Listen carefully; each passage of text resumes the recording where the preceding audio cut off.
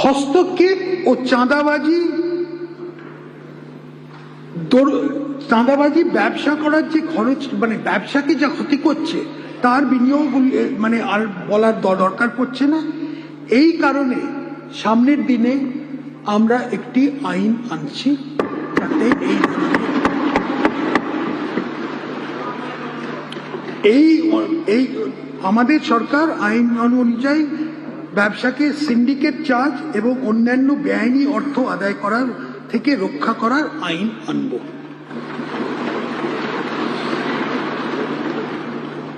অবৈতনিক গার্হস্থ্য শ্রমকে প্রাতিষ্ঠানিক রূপ থেকে গৃহস্থ পরিবারের মহিলাদের বাড়ির জন্য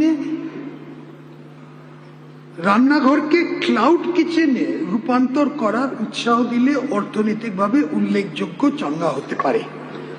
মহিলাদের মধ্যে মাইক্রো উদ্যোগের লক্ষ্যে আমাদের সরকার একটি নতুন ক্লাউড কিচেন পলিসি শুরু করবে। মাননীয় অধ্যক্ষ মহোদয়, দুর্গাপুজো হলো বাংলার সাংস্কৃতিক আত্মা। দুর্গাপুজো এক বিশ্বজনীন উৎসব, বাংলার চিরন্তন আবেগ। এই মূল প্রতিপাদ্যকে কেন্দ্র করে আমরা একটি লক্ষ্যভিত্তিক পর্যটন ব্র্যান্ডিং অভিযান শুরু করব। পশ্চিমবঙ্গ তার সমৃদ্ধশালী ঐতিহ্যের জন্য পরিচিত। এইসব ঐতিহ্যবাহী স্থানগুলো সংরক্ষণ ও তার প্রসার ঘটানো অত্যন্ত প্রয়োজন। রাজ্যে কালীঘাট ও তারাপীঠের বিখ্যাত কালী মন্দির, জোড়াসাঁকো ঠাকুরবাড়ি, মদনমোহন মন্দির, জল্পেশ মন্দির, ঠাকুরনগর ঠাকুরবাড়ি, মা কল্যাণেশ্বরী, তারকেশ্বর, কঙ্কালীতলা, কিরিটেশ্বরী, কোন্নগর এবং বিভিন্ন শক্তিপীঠের মধ্যে ঐতিহ্য বহনকারী স্থানগুলোর পুনরুদ্ধারের জন্য আমি একটি সর্বাঙ্গীন পরিকল্পনা প্রস্তুত করে হেরিটেজ কমিশন পুনর্গঠনের প্রস্তাব রাখছি।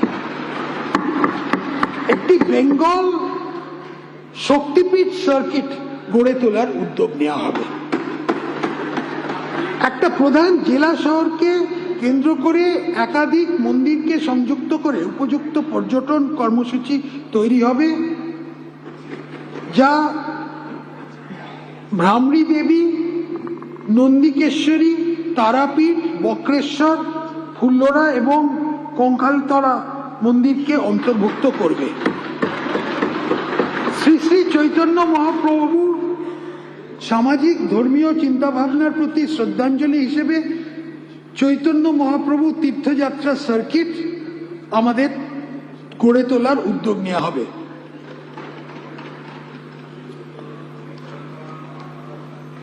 আমাদের সরকার দার্জিলিংকে একটি প্রধান ইকো অ্যাডভেঞ্চার এবং ঐতিহ্য বহনকারী পর্যটন কেন্দ্র রূপে গড়ে তোলার প্রচেষ্টা করবে। বিশ্বব্যাপী ব্র্যান্ডিং এবং এক্সপেরিমেন্টাল ট্যুরিজম ক্যাম্পেইনের সাথে বহুমুখী প্রশিক্ষণ প্রতিষ্ঠান তৈরি করে এবং চা বাংলো বা পুরনো আমলের পরিকাঠামোগুলো ঐতিহ্য মানচিত্র করে হেরিটেজ ম্যাপিং করে কাজ করা হবে।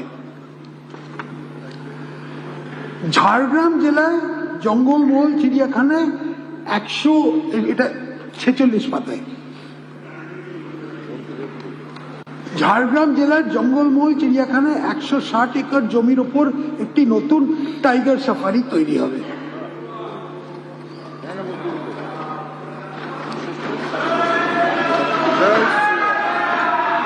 আমাদের নীতিগুলি সাহিত্য, শিল্পকলা, সঙ্গীত, নাট্যচর্চা, লোক সংস্কৃতি, ঐতিহ্য সংরক্ষণ, আধ্যাত্মিক পর্যটন, ভাষা রক্ষা এবং সৃজনশীল শিল্পক্ষেত্রগুলো এগিয়ে নিয়ে যেতে সবসময় সাহায্য করবে। আগামী দিনেও যাতে বাংলা ধীশক্তি ও শৈল্পিক ধারা আরও এগিয়ে যেতে পারে তা নিশ্চিত করতে সাংস্কৃতিক প্রতিষ্ঠানগুলো আরও সুদৃঢ় ও শক্তিশালী করা হবে।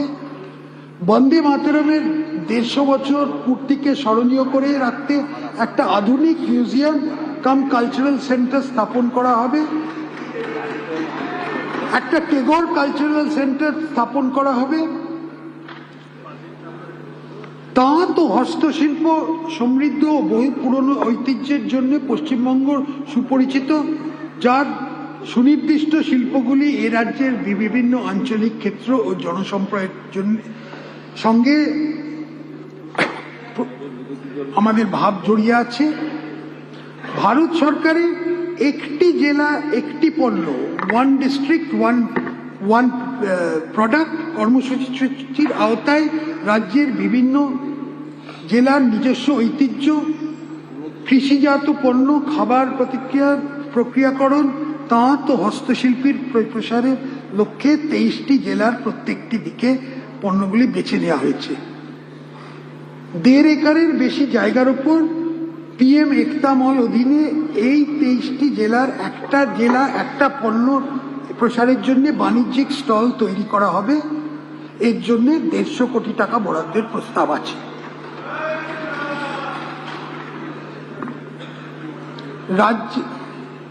শ্যামাপ্রসাদ মুখার্জির 125তম জন্মশতবার্ষিকী এই বছর। তার জন্মদিন 6 জুলাইকে স্মরণীয় করে রাখতে এখন থেকে এই দিনটি রাজ্য সরকারের ছুটি হিসেবে ঘোষণা করা হবে।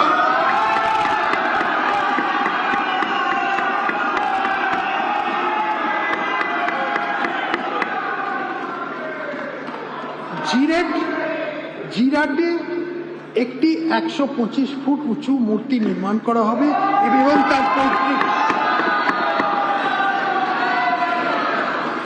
এবং তার পৈতৃক বাড়ি, এটা আমার মামার বাড়ির ব্যাপার একটা,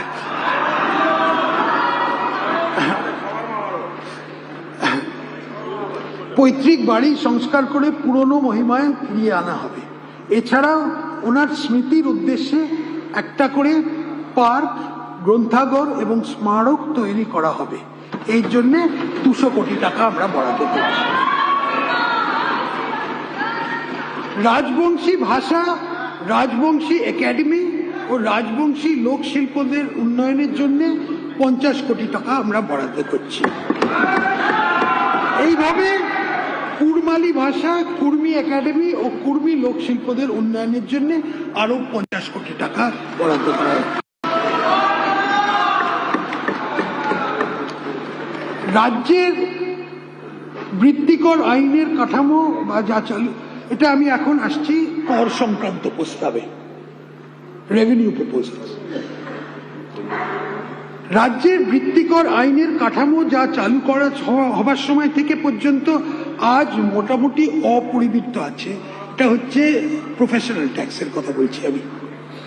বর্তমান অর্থনৈতিক অবস্থা এবং আমাদের করদাতা নাগরিকদের আকাঙ্ক্ষার পরিপ্রেক্ষিতে তার সামগ্রিক পর্যালোচনার প্রয়োজন আছে।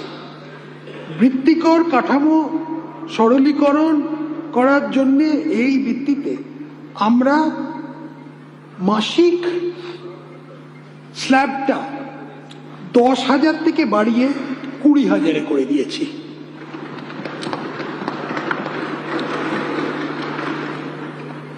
আর আরো গুরুত্বপূর্ণ হচ্ছে যে লোকেদের যারা রিটার্নস দেয় ওটা বছরে একবার দিতে হবে। আর BSF এবং আর CRPF জওয়ানদের এটা থেকে নিষ্কৃতি দেওয়া হচ্ছে।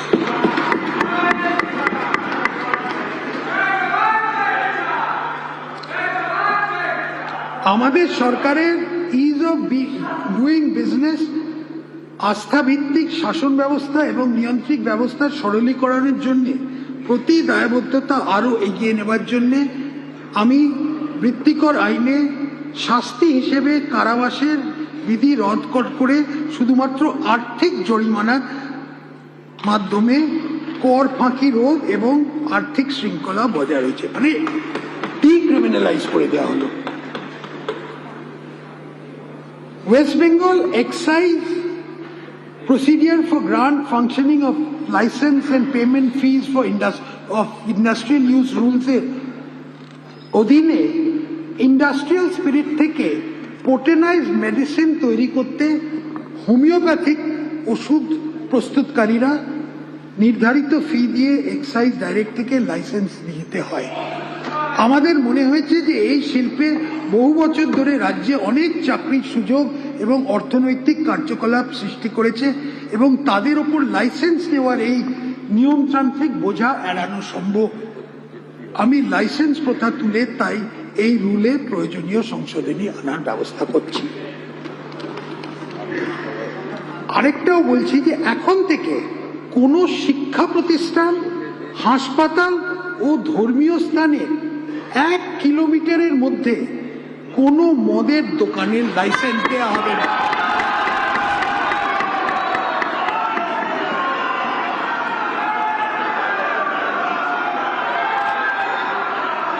আর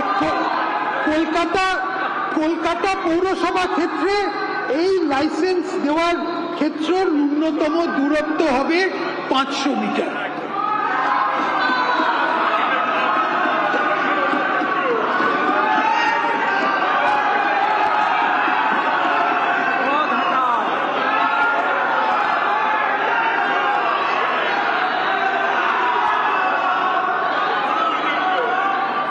মাননীয় অধ্যক্ষ মহোদয়, শেষের দিকে আসছি। এই বাজেটে আমরা পশ্চিমবঙ্গকে কোন পথে এগোবো তার দিশা নির্ধারণের একটা চেষ্টা করেছি। আমরা সরকার পরিচালনার ক্ষেত্রে বলিষ্ঠ প্রশাসনিক ব্যবস্থা পুনরায় চালু করেছি। আমরা পশ্চিমবঙ্গকে পঙ্গু করে দেওয়া সিন্ডিকেট রাজের অবসান করেছি।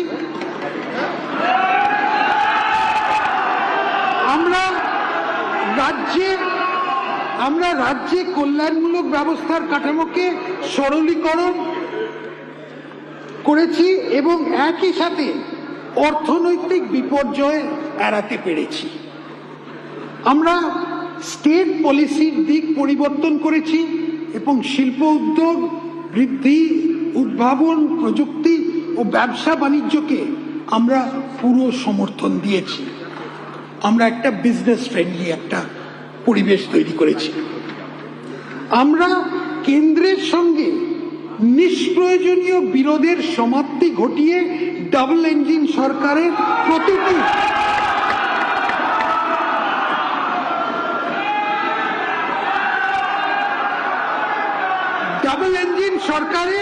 প্রতিটি সুবিধে নেবার চেষ্টা করেছি। আমরা পশ্চিমবঙ্গকে ভারতবর্ষের মানচিত্রে পুনঃস্থাপিত করেছি। আমি মাননীয় সদস্যদের সামনে 2026-27 অর্থবর্ষের জন্য 4,38,775.29 কোটি টাকা নিট বাজেট বরাদ্দের প্রস্তাব রাখছি।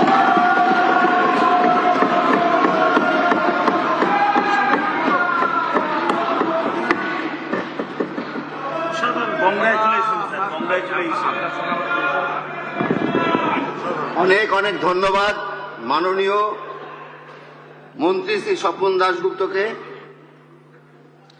পশ্চিমবঙ্গ বিধানসভার কার্যপ্রণালী ও পরিচালন নিয়মাবলীর নিয়ম 212 অনুসারে 25শে জুন 2026 তারিখ বিকেল 5টা পর্যন্ত পশ্চিমবঙ্গ সরকারের 2026-27 অর্থ বছরের ব্যয় বরাদ্দ হ্রাসের প্রস্তাবের নোটিশ এই সচিবালয়ে জমা দেওয়ার শেষ তারিখ ও সময় নির্ধারণ করছি।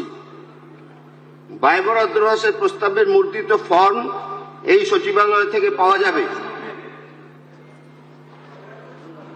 সভার কাজ 23শে জুন 2026 তারিখ মঙ্গলবার সকাল 11টা অবধি মুলতবি রাখা হলো।